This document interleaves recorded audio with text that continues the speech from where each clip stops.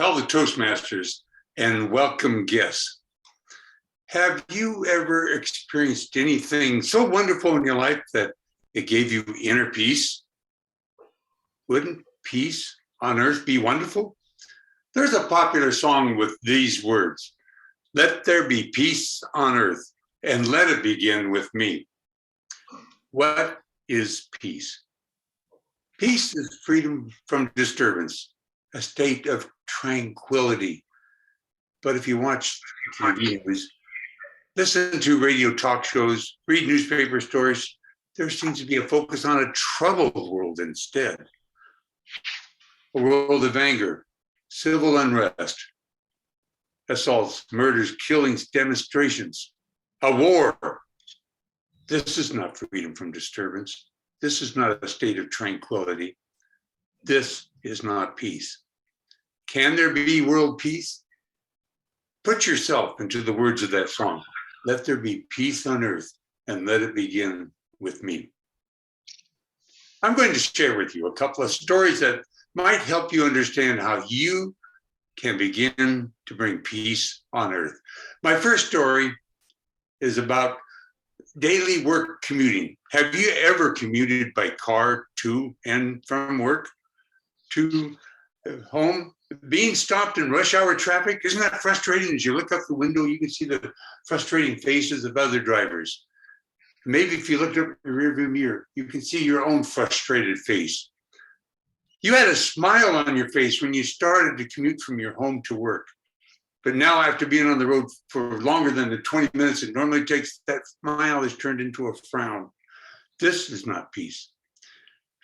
What can you do to bring peace into the world? I'm retired from my 30 plus years as an engineer at the Bonneville Power Administration, BPA, in Portland, Oregon. But I was working, I was often in that rush hour traffic. One day, I was tired of this frustration that I was having, and I decided I needed to change my daily commute routine so I could keep a smile on my face all the way to work and all the way home. I considered several commuting alternatives: carpooling, riding a bicycle, using public transportation, walking, even cross-country skiing. Skiing is very limited in the Portland area because of the lack of snow 99% of the year. And walking took a long time, but it was fun to at least try out each of these alternatives once.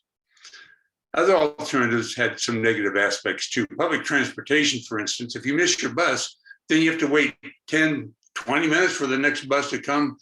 And if you're carpooling, well, you have similar timing issues. If the driver's late or if the people you're picking up are late, that can cause you to be late, and perhaps you won't get to work on time.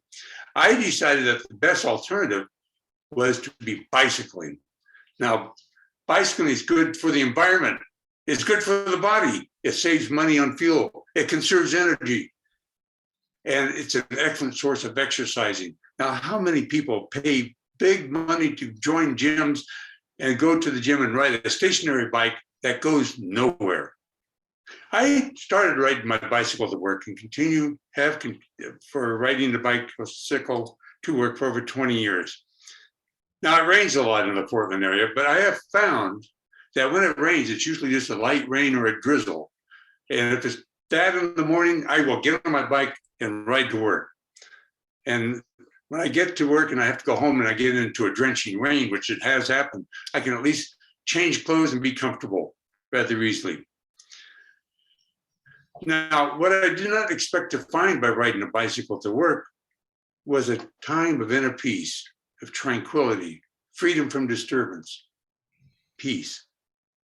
While riding through quiet residential areas, the only sounds I usually heard were the sounds of my tires on the black asphalt.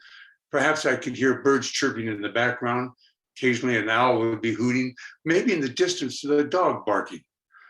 It was a time when I could think peacefully and enjoy nature. I was at peace with the world during my ride. I was relaxed going to work.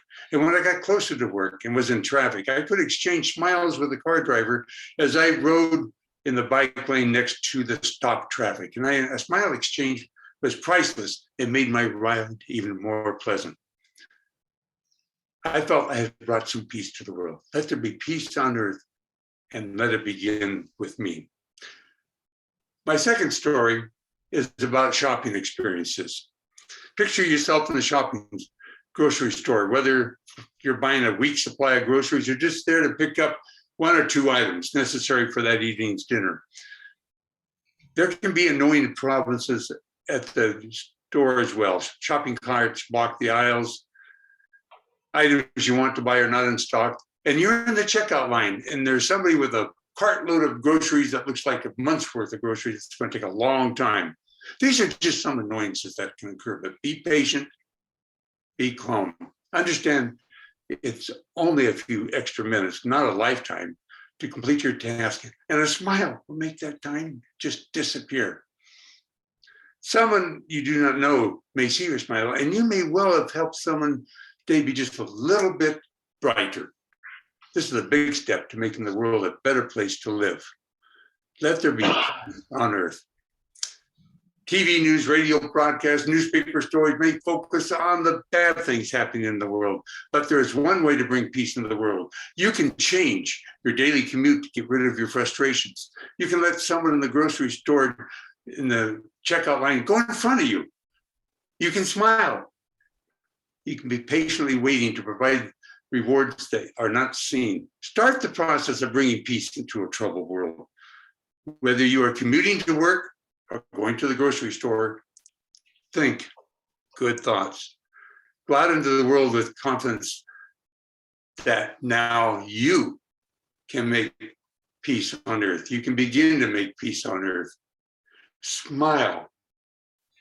Let there be peace on earth. And let it begin with you.